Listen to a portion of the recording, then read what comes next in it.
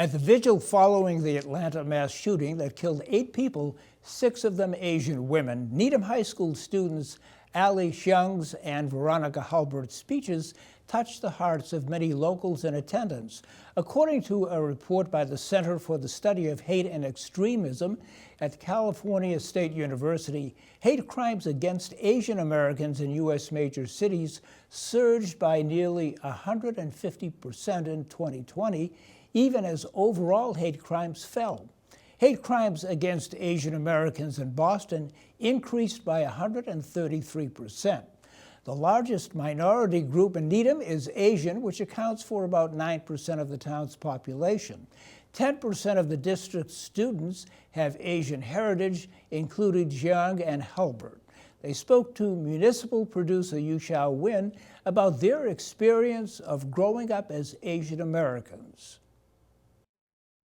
It's about time we address why these crimes are happening. The vigil held in March in front of Needham Town Hall to support Asian American Pacific Islander neighbors was the first time Ali Jiang and Veronica Halbert publicly expressed their feelings against stereotypes and discrimination based on race. It just really hit me because those women could have been like my grandmother who lives in Taiwan or my great-grandmother.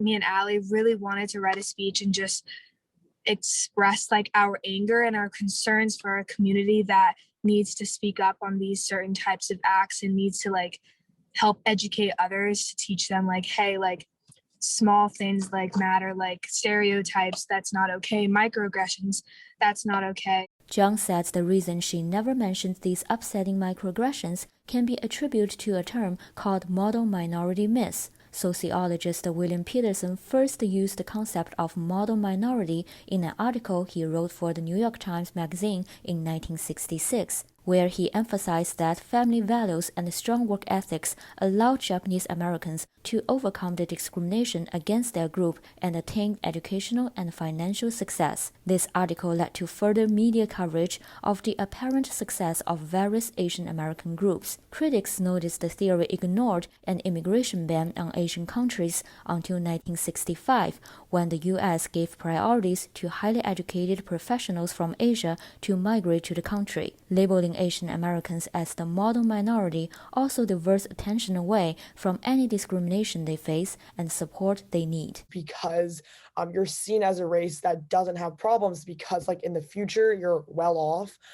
So because of that fact, I think I was like, oh, I don't really feel the need to speak out about every racial incident that like I've experienced. Both Jiang and Halbert shared examples of the microaggressions they experienced in their speeches. I quickly learned that because of my race, I was supposed to be good at math, or I was supposed to get straight A's. It's a very large generalization.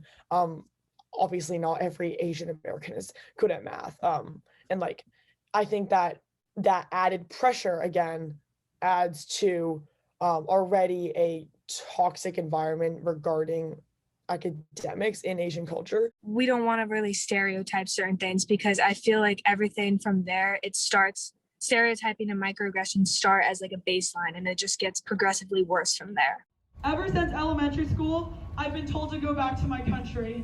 In middle school, I was called a multitude of slur words that I will not repeat. Also, another thing is with Asian stereotypes, I feel like they were used so much more than other stereotypes, and they were used as sort of a joke, and they were used like easily too, like you could get away with it. Jiang and Halbert called for conversations in class and school curriculum to address racial bias and discrimination towards Asian Americans. Jiang said multiple discussions took place in some of her classes after the Atlanta shooting, which she saw as a promising step forward. We read multiple articles and we like listened to podcasts from this Asian American speaker. We analyze like artwork from Chanel Miller, who wrote Know My Name, which is a memoir about like sexual assault and like also her experiences as like a Chinese American. If there's a really big current event that's happened like throughout the week, I think every single class, every single teacher should take some time and have their students discuss about it. Even if the class is completely silent, just starting that, like just initiating that kind of conversation, like somebody will want to talk about a certain issue in class. And I think it's so important because when the conversation starts from there, people can feed off of each other and people can create like maybe like similar opinions or different, or learn that their different perspectives, different cultures actually like connect and tie with each other. But they think the school curriculum should explore more around systemic racism targeting Asian Americans in U.S. history, such as the Chinese Exclusion Act and the Japanese internment camps. We don't talk about the effects, like the long-term effects. We don't talk about the racism part of that. It's just like